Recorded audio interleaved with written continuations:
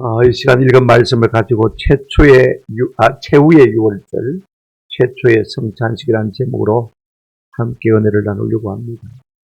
여러분, 성경에 나타난 절기들은 또 우리 기독교의 예식들은 어떤 의미에서 보여주는 설교입니다. 여러분이 듣지 않습니까? 그죠? 듣지만은 특별히 절기가 주는 의미는 뭐냐면 우리에게 보여주는 말씀입니다. 예식도 마찬가지.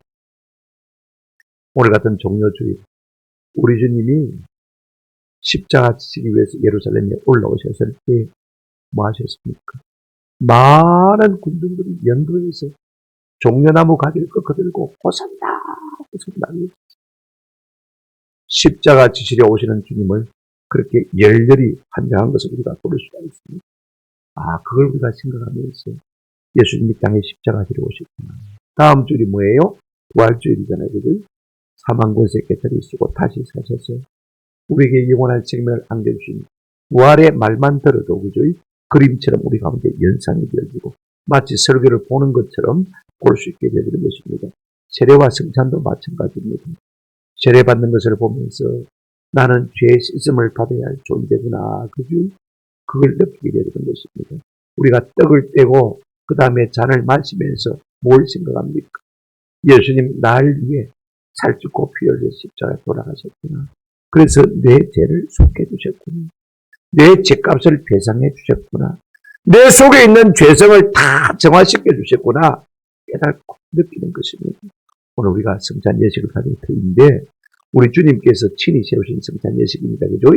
이 예식을 통해서 우리가 이 은혜를 받아 누리시기를 주님의 이름으로 축원합니다. 근데 우리가 성경에 보게 되어지면 최후의 6월절, 최초의 성찬식이 오버랩돼서 나타나는 것을 볼 수가 있습니다. 이게 이건지 저건지 구분이 잘 안 되어서 겹치게 나타나는 것을 볼 수가 있어요. 우리가 유심히 한번 잘 살피면서 이것이 어떻게 6월절 만찬에서 성찬식 만찬으로 저단이 된지를 한번 살펴보시면서 은혜를 받았으면 좋겠다 싶습니다. 첫 번째로 우리가 최후의 6월절 모습을 한번 살펴보십시다. 17절 이후에 우리 주님이 말씀하고 있는 것을 봅니다만은요. 사실 기독교회는 6월절을 더 이상은 지키지 않습니다. 왜냐하면 이미 예수님이 땅에 오셔서 십자가에 달리심으로 6월절 제물이 되어 주셨잖아요. 그죠? 그러니까 6월절을 더 지킬 필요가 없는 것입니다. 그런데 예수님의 오심을 믿지 않고 아직도 메시아를 기다리는 유대인들은요. 지금도 6월절을 지키는 것을 볼 수가 있습니다. 우리가 한 가지 꼭 기억해야 될 것이 있습니다. 왜 그러면 우리가 6월절을 구약에 있는데 안 지켰냐. 골로새서 여러분 성경을 한번 먼저 보십시다. 2장 16절 17절입니다. 그러므로 먹고 마시는 것, 절기에 관계된 것이죠. 그 다음에 절기나 조하루나 안식일을 이유로 누구든지 너희를 비판하지 못하게 하라. 구약에 있는 절기, 구약 성경대로 우리가 안 지킨다고 아무도 너희를 비판하지 못하게 하라고 했습니다. 왜냐하면 17절을 같이 한번 읽어보실까요? 시작. 이것들은 장래일의 그림자이냐 몸은 그리스도의 것이니라. 구약에 나타난 모든 절기들은 사실은 실루엣입니다. 그림자입니다. 모형에 불과합니다. 실제는 뭘 말하냐면 예수 그리스도를 말하고 있는 것을 볼 수가 있습니다. 앞으로 오실 예수님을 바라보도록 하기 위해서 6월절이 있고 오순절이 있고 초막절이 있는 것입니다. 그죠? 자, 우리가 이제 6월절인데 이걸 한번 생각해 보십시오. 가만히 보면요. 스스로 모순을 범하는 이단들이 있습니다. 그죠? 제7일 안식교. 예수 믿는다고 하지만은 그죠? 토요일 날 모여서 예배하는 것을 볼 수가 있습니다. 그런가 하면 하나님의 교회도 뭐 이단인 거 우리가 잘 알고 있습니다만은 토요일 날 모이거든요. 그러면 토요일 날 모이는 것 같으면 그들이 예배를 어떻게 드리냐. 제사를 드려야 됩니다. 그죠? 토요일 날 모일 것 같으면 지금도 소를 잡아야 되고 양을 잡아야 됩니다. 근데 우리처럼 그렇게 또 예배하거든요. 그 왜 모순이냐. 참 모순을 스스로 범하고 있는 것을 볼 수가 있습니다. 그게 중요한 게 아닙니다만은 6월절은 어떤 날인가가 참 중요합니다. 주전 1500년 전이죠. 하나님께서 이스라엘 백성들을 애굽에 종되었던 데서 끌어낸 날이죠. 우리나라로 말하면 8.15 해방들과 같은 날입니다. 사실 이스라엘 야곱의 70명의 아들들이 요셉의 초청을 받아가지고 애굽으로 이민을 가죠. 물론 하나님의 뜻이 계십니다. 그곳에서 하나님께서 큰 민족을 이루실 계획을 가지시고 이제 야곱의 일가를 애굽으로 보냈습니다. 하나님께서 과연 그곳에서 큰 민족이 되겠는데, 여러분, 큰 민족이 되니까 애굽 사람들이 어떤 생각을 했냐면, 만약에 전쟁이 나면 저 이스라엘 사람들이 우리 안에 있다가 적군하고 내통을 해서 합쳐버리면 우리만 나가게 됩니다. 우리만 망합니다. 그 전에 우리가 단도를 해야 되겠다 해서 이제 이스라엘 백성들을 압제하고 강제로 노예를 삼은 것입니다. 그러니까 이스라엘 백성들은요, 죽겠다고 하나님 앞에 부르짖습니다. 부르짖으니까 하나님 어떻게 했습니까? 모세를 준비하셨다가 모세를 해방적으로 보내주셨어요. 모세가 능력이 있어서 이스라엘 백성들이 애굽에서 나온 것 아닌 거 우리가 잘 알고 있지 않습니까? 하나님께서 모세를 통해서 10가지 재앙으로 애굽을 치셨어요. 마지막 10번째 재앙이 뭐냐면 장자를 멸하시는 재앙입니다. 그죠? 애굽의 모든 처음 난 생축도 다 하나님이 멸하셨어요. 이스라엘 백성들도 애굽 땅에 있는데 그러면 다 같이 죽어야 되잖아요. 그때 하나님께서 모세를 통해서 이제 6월절, 그날이 6월절이 될 것입니다만은 정월 1월 14일입니다. 우리 하나님께서 이스라엘 백성을 애굽에서 끌어내시던 그날 저녁에 너희가 어떻게 해야 되냐 말씀해 주셨어요. 어린 양을 잡아가지고 그 피를 너희가 살고 있는 집 문 설주와 임방에 다 바르고 그날 밤에 너희가 그 문 속에 들어가 살아. 그 주에 하룻밤 자. 그리하면 애굽에 처음 난 모든 것을 멸하는 천사가 그 피를 보고 너희를 뛰어 넘어가리라. 할렐루야. 그게 6월절입니다. 6월절의 뜻이 한문으로 되어 있기 때문에 여러분들이 잘 이해를 못하는 분이 있습니다만은 넘을 월자입니다. 그죠? 넘는 절기라고 말입니다. 무슨 말입니까? 어린 양의 피를 보고 하나님의 심판하는 천사가 넘어간다. 그래서 우리 한국에 최초로 번역된 성경에 보면 6월절을 갖다가 넘는 절이라 그렇게 번역한 것을 볼 수가 있습니다. 참 잘한 번역이라고 생각해 되는데 앞으로 새로 번역되면 넘는 절이라 이렇게 바꾸는 것도 좋지 않을까 싶은 생각이 많이 듭니다. 6월절이 뭐냐? 하나님께서 이스라엘 백성들을 애굽에서 건져내시기 위해서 마지막 10번째 재앙으로 그들을 치실 때 이제 어린 양의 피를 보고 하나님의 천사가 넘어가는 절기다 그 말입니다. 그래서 죄에서 해방하시고 애굽에 노예된 데서 해방시켜준 그 절기인 것입니다. 그래서 이스라엘 백성들은요, 하나님께서 구원해 주신 은혜를 늘 생각하면서 이 6월절을 지켜왔어요. 예수님도 유대인이니까 6월절 절기를 지키고 제자들도 유대인이니까 6월절 절기를 지키는 것을 볼 수가 있습니다. 그래서 제자들이 예수님께 물었습니다. 17절 한번 보시길 바랍니다. 무교절의 첫날에 제자들이 예수께 나와서 이르되 6월절 음식 잡수실 것을 우리가 어디서 준비하기로 하나이까? 우리가 유대인이 아니면 상관없어요. 그죠? 유대인이라면 다 율법 아래 있기 때문에 율법을 대로 6월절을 지켜야 됩니다. 우리 예수님도 마지막 순간까지 율법을 지키기를 원하신 것을 볼 수가 있습니다.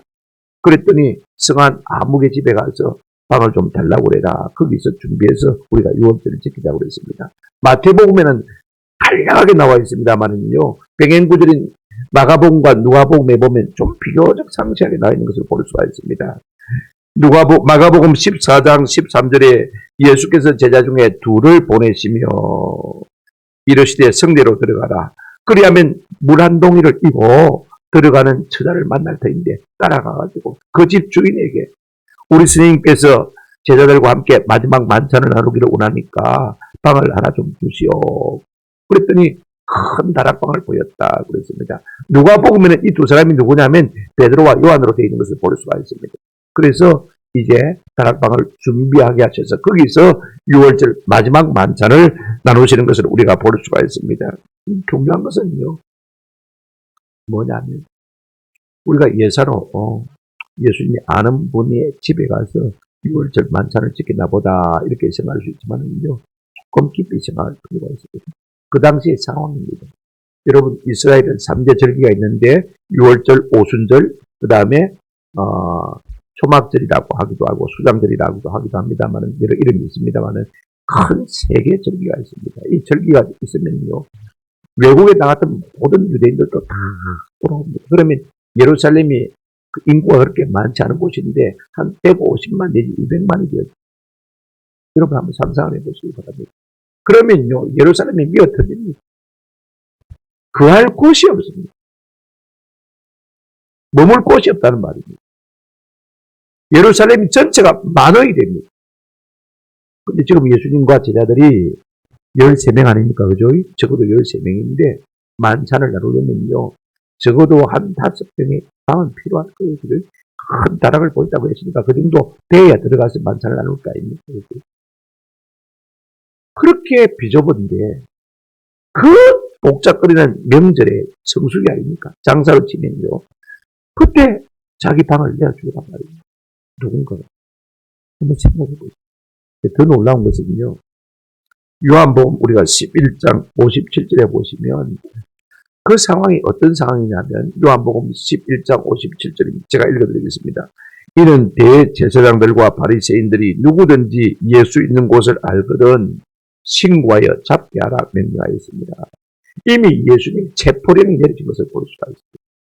예수님 체포령이 내려졌다는 것은요. 누구든지 예수님을 감싸주고 비호하고 지켜주는 사람은 출교를 당한다. 그 말인 것입니다. 출교는요. 유대인들에게 있어 사형선고와 같은 것입니다. 그 사회에서 완전히 매장되고 축소당하는 것을 말하는 것입니다. 그런데 이런 위험을 무릅쓰고 알 수 없는 이름의 한 소유자가 말입니다. 자기 집 큰 다락방을 예수님과 예수님의 제자들이 6월절 마지막 만찬을 하는 일에 쓰도록 그렇게 헌신했다는 사실인 것입니다. 우리 같으면 어떻게 하겠습니까? 잡히면 큰일 나요. 당신이 불러 쓰게 됩니다. 방을 주서 간다 할지라도요. 아이고 마음은 고맙지만 마음은 받으시니까 우리가 안 가겠습니다. 그래야 되지 않습니까? 그죠? 그럼에도 불구하고 예수님이 염치 없이 그곳에서 머무는 것을 볼 수가 있습니다. 그분만 희생을 하시느냐? 아닙니다. 실제로 최고의 희생자는 누구냐면 예수님 자신입니다. 여러분 자신과 함께 12명의 제자가요. 쭉 함께 줄을 서가지고 그 예루살렘의 어느 한 집으로 들어간다고 생각해 보십시오. 표가 딱 나거든요. 지금 이미 체포령이 내려져 있습니다. 예수님 잡히실 거예요. 그죠? 그러면 날 잡아덥소 하고 하는 것이라 조금도 다를 바가 없는 것을 볼 수가 있습니다. 그럼에도 불구하고 왜 예수님은 제자들과 함께 마지막 만찬을 나누시기를 원하시느냐? 아주 중요한 의미가 있습니다. 여러분 6월절 만찬은요. 이스라엘 백성은 가족 단위로 먹습니다. 지금 예수님은 이 6월절 만찬을 드심으로 말미암았어요. 어떤 뉘앙스를 제자들에게 풍겨주려고 하느냐면 너희와 나는 한 가족됨을 선포하시려고 하는 것을 볼 수가 있습니다. 이 사건을 통해서 우리 예수님이 드러내시려고 하는 것이 무엇입니까? 6월절은 그림자. 실제로 내가 십자가에 죽는 것이 실체다는 것을 보여주시기 위해서 이 마지막 6월절을 마지막까지 최선을 다해서 지키려고 하는 것을 우리가 볼 수가 있습니다. 그런가 하면 새로운 성찬식을 선포하시기 위한 것입니다. 6월절하고 비싼 개념이지만은 그러나 6월절은 앞으로 오실 메시아 예수 그리스도를 바라보고 지키는 예식이라면 이제 내가 십자가에 죽고 나면 너희들이 성찬식을 지킬 터인데 이미 이 땅에 오셔서 내 죄를 위해서 죽으신 예수 그리스도 그분을 추구하면서 기억하면서 기념하면서 드리는 성찬식이 될 것이다 하는 것을 나타내기 위해서 말씀하시기 위해서 이렇게 하신 것을 우리가 볼 수가 있습니다. 그러면 이 집이 누구의 집이었을까? 요즘 신학자들 가운데 많이 연구해서 그런 이야기를 합니다. 아마 마가 요한의 어머니 마리아의 집이었을 것이다. 왜냐하면 초대교회가 그곳에서 자꾸 모였거든요.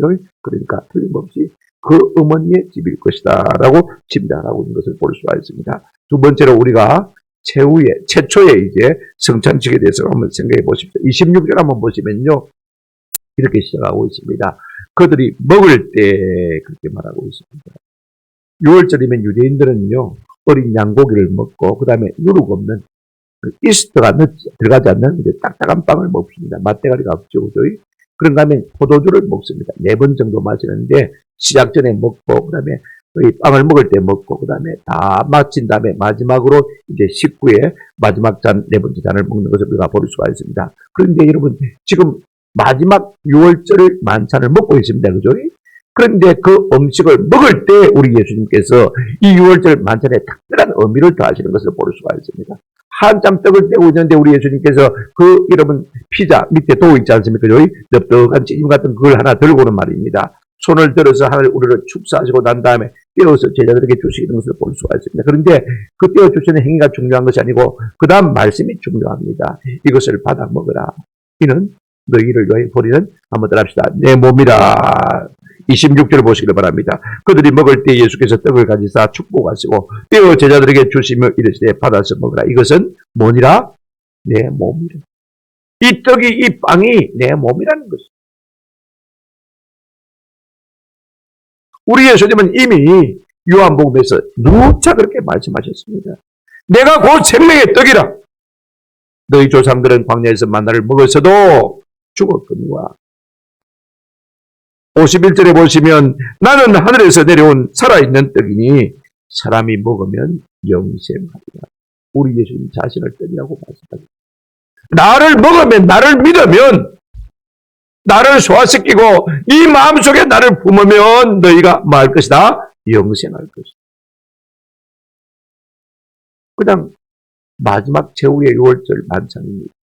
거기에 우리 예수님께서 의미를 하나 더 하셨습니다. 이 떡이야말로 내 살이다, 내 몸이다라고 말씀하신 것을 볼 수가 있습니다. 그런가 하면 떡을 다 드시고 난 다음에 27절, 28절에 보시면 이제 식구의 포도주를 나누시면서 뭐라고 말씀하십니까? 27절 또 잔을 가지사 감사 기도하시고 그들에게 주시며 이르시되 너희가 이것을 다 마시. 다 이것을 마시. 28절 같이 읽겠습니다. 시작. 이것은 죄 사함을 얻게 하려고 많은 사람을 위하여 흘리는 바 나의 피 곧 언약의 피라. 잔을 나눠주시면서 붉게 물든 포도주를 보여주시면서 이것은 너희를 위하여 흘리는 바 나의 뭐라고 했습니까? 언약의 피다라고 말씀하셨습니다. 곧 우리 예수님께서 십자가에 달리시고 피 흘리실 것입니다. 내가 몸버려 피 흘려 너희의 죄를 속량할 것을 지금 말씀하고 있는 것을 볼 수가 있습니다. 여러분, 옛날 6월절 때는요, 어린 양의 피를 보고 메라는 천사가 시만한 천사가 뛰어넘어갔습니다. 그러나 이제는요, 그 어린 양의 피의 실체 대신 예수 그리스도의 피를 보고 하나님의 진노가 멈추었을 것입니다. 그러면 피의 기능이 무엇입니까? 그 피는 어디에 쓰는 것입니까? 7월 10일 대속대일에 제사장이요, 양을 잡아서 피를 가지고 이제 지성소 안으로 딱 하루 한 번 들어갈 수 있습니다. 1년 내에. 그리고는 그 지성소 안에 있는 붓기가 있습니다. 그죠? 가마 같은 붓기가 있는데 그 뚜껑이 있는데 그 뚜껑이 뭐냐면 속죄소. 거기에 피를 바르거든요. 피를 뿌리는 것을 우리가 볼 수가 있습니다. 그러면 그 붓기 안에는 뭐가 있느냐? 십계명 두 돌판이 있습니다. 자꾸 붓기 안에 있는 율법이 하나님을 향해서 호소합니다. 저 인간이 누구누구를 미워하는데 살인죄를 지은 거 아닙니까? 하나님 그대로 살려주시겠습니까? 저 인간이 자꾸 마음속에 엄력을 품고 가담하려고 하는데 하나님 가만히 두시겠습니까? 어떻게 하겠습니까? 공의 하나님 아닙니까? 신발하셔야 되지 않습니까? 그렇게 자꾸 율법이 요구가요 외치는 거예요. 그러면 뭐가 있습니까? 그 위에 뚜껑이 딱 있습니다. 뚜껑이 뭐냐? 점검으로 되어 있거든요. 그게 속죄판입니다. 속죄소. 이름이 속죄소. 자꾸 율법의 요구가 치솟아 올라옵니다. 속죄소가 막고 있습니다. 그 위에 제사장이 1년에 한 번씩 뭐 합니까? 어린 양의 피를 뭐예요? 팔. 그러면 하나님의 편에서 볼 때는요, 우리의 죄가 보이는 것이 아니고 인간 정언이가 보이는 것이 아니고 예수의 피가 보이는 것입니다. 어린 양의 피가 보이지만 날 위해 죽으신 예수 그리스도의 피를 보시고요, 우리의 죄를 한번 따라합시다. 간과. 로마서에 보면 간과하십니다. 넘기시는 것입니다. 그냥 내가 죄인이지만은 죄 아닌 것처럼 그냥 넘기가 주시는, 죄는 없어지는 것입니다. 우리 예수님의 피로 우리의 모든 죄를 덮으시는 것입니다. 근데 이 덮는다, 카파라는 동사를 최근의 신학자들이 새로 의미를 연구했는데 어제 제가 논문을 읽어보니까요, 우리는 그냥 덮는다는 의미 정도로만 생각하고 있습니다. 말은요, 이게 덮는 것만 아니고 배상합니다. 우리의 죄값을 다 치르는 의미를 가지고 피를 바름으로 말미암아 속죄한다, 그 말이죠. 죄값을 치르는 거죠. 그런가 하면 정화한다, 그런 의미를 가지고 있다고. 그 용례를 다 살펴서 연구를 했는데 보니까 참 기가 차더라고요. 한번 따라합시다. 정화한다, 깨끗하게 하는 것이고, 저는 세니타이즈, 소독한다는 말로 더 의미를 부여하고 싶은 생각이 있는 거죠. 우리 속에 있는 죄성마저 죄균마저 예수 십자가 보혈로 우리를 다 소독해서 깨끗하게 합니다. 여러분 닦아놓으면요 아직도 그는 남아있습니다. 그죠? 정화하는 것만으로 그렇지 않습니다. 예수님의 십자가의 피가 우리의 모든 죄성을 소독하는 능력이 있다는 사실을 우리가 기억했으면 참 좋겠다 싶은 생각이 들어요. 이 피가 어느 정도로 쓰입니까? 우리의 죄를 덮고, 그죠? 우리의 죄의 값을 치르고, 우리의 죄를 완전히 소독해서 깨끗하게 씻어 정화하는 그와 같은 역할을 하고 있는 것을 볼 수가 있습니다. 그래서 성경은 뭐라고 말하고 있습니까? 우리 예수님이 이렇게 말하고 있습니다. 본문 다시 한번 보십시오. 28절입니다. 이것은 죄 사함을 얻게 하려고 많은 사람을 위하여 흘리는 바 곧 나의 피 곧 언약의 피니라고 그랬습니다. 우리가 창세기 3장 15절에 보면 아담이 범죄한 다음에 사단에게 예수님 하나님 말씀하셨습니다. 너와 여자의 후손이 원수가 될 것이고 여자의 후손은 네 대가리를 박살낼 것이고 뱀은 사단은 예수의 발꿈치를 물 것이다. 말씀하신 것을 볼 수가 있습니다. 예수님이 십자가에 돌아가시면요.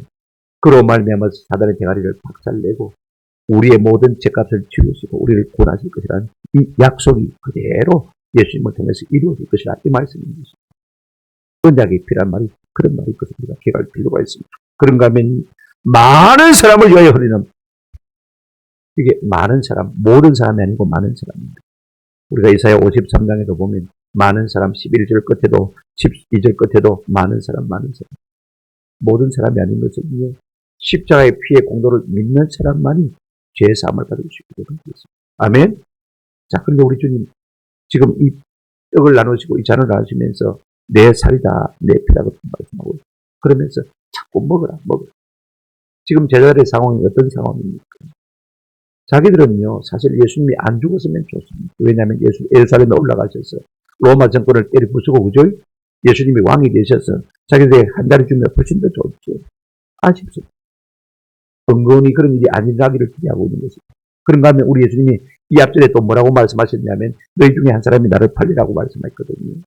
무슨 말이냐면 그 사람은 차라리 나지 않았으면 좋겠다. 그러니까 서로가 마음에 부담이 되는 거예요. 혹시나 내가 팔아먹은 사람이 아닌가.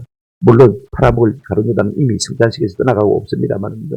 오늘 여기 앉아있는 사람은 그런 걱정할 필요가 없습니다. 우리가 한 가지 꼭 기억하십시오. 우리 예수님은요. 이 마지막 6월절 만찬에 이걸 성찬식으로 전환시키면서 먹으라고 말씀하고 내 마음속에 그리낌이 있을지라도 내 마음속에 낙심이 있을지라도 낭망이 있을지라도 나를 먹으라는 것입니다. 그러면서 사실 많은 사람들이 교회를 떠나는 이유는요. 뭐 교회가 부족한 것도 있어서 그렇지만 스스로 교회 나오면 기분이 됩니다. 양심의 가책을 느끼고 하나님의 성령들 가운데 자꾸 찌르거든요. 그게 싫은 거예요. 내 마음대로 살고 있거든요. 그래서 아예 자유롭게 세상으로 나가버리는 거죠.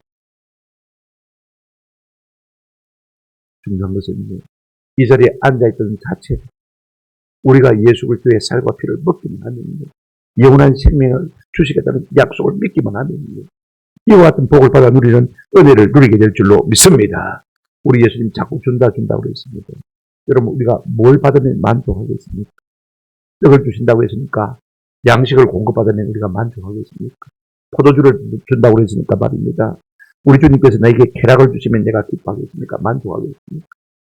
이 살과 피는 예수님이 십자가에 죽으심으로 말미암아 우리를 죄를 대속할 것을 말씀하십니다. 우리 예수님은 우리에게 뭘 주시기를 가장 기뻐하십니까? 죄 사함을 주시기를 기뻐하십니다.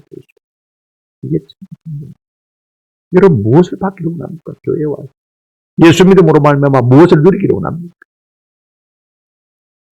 사람이요 있어도 무거운 것은요 가져도 행복하지 못한 것은 뭐 때문에 그렇습니까? 솔직하게 우리가 한번 자신을 내려놓고 이야기해보십시오. 다 조건적으로 다 가지고 있습니다만 오늘 우리의 삶이 행복합니까? 그렇죠. 죄 가운데 눌림이 있으면요 절대로 행복할 수가 없습니다. 우리 예수님은 우리에게 죄 사함을 통해서 그 다음에 주어지는 것이 뭐냐면요. 한번 따라합시다. 평강. 예, 평강. 파든 죄 사함이 주어지면요. peace, 평강이요. 내 마음속에 평강이 오면요. 우리 속에 자꾸 파워, 신령한 힘이 자꾸 넘치는 것을 경험할 수가 있어요. 그러면 그 신령한 힘을 어디에 쓰는 것이냐? 이런 삶의 목적이 분명해지게 되십니다. 불포즈. 우리의 삶의 목적이 분명해서 하나님 나라와 영광을 위해서 살게 되는 것입니다. 죄의 사함으로 말미암아 우리 주님은 우리에게 평강을 주시고 우리에게 능력을 주시고 우리에게 삶의 목적을 주시기를 기뻐하시는 것을 볼 수가 있습니다. 이 같은 은혜가 우리 가운데 있기를 주님의 이름으로 축원합니다. 사피라고 하죠. 파든 죄사함, 그 다음에 피스, 평강, 그 다음에 파워, 능력, 그죠? 그 다음에 볼포즈, 삶의 목적, 죄사함 받은 능력, 이런 것들이 선명하게 우리 가운데 드러나게 되고 나타나게 되는 것입니다. 오늘 이 같은 은혜가 우리 가운데 있기를 주님의 이름으로 축원합니다. 마지막으로 부탁을 드리고 싶은 것은 이것입니다. 말씀을 맺습니다. 39절, 40절, 29절, 30절 말씀은 다 나누지를 못합니다만 우리 예수님은 자꾸 먹으라고 그럽니다. 마시라고 그럽니다. 내가 부족해도, 내가 연약해도 예수님 십자가에 달린 것을 믿고 내 마음속에 받아들이고 있습니다. 우리 예수님의 피가 내 모든 죄를 살 것입니다. 우리의 죄값을 다 보상하실 것입니다. 우리의 죄성마저도 우리 주님께서 소독하셔서 깨끗하게 해주셔서 주님을 닮은 형상으로 우리를 만들어 주실 줄로 믿습니다. 이 성찬 예식을 통해서 내가 부족하지만 이 은혜를 받아 누리시는 귀한 복을 받으시기를 주님의 이름으로 축원합니다. 아멘.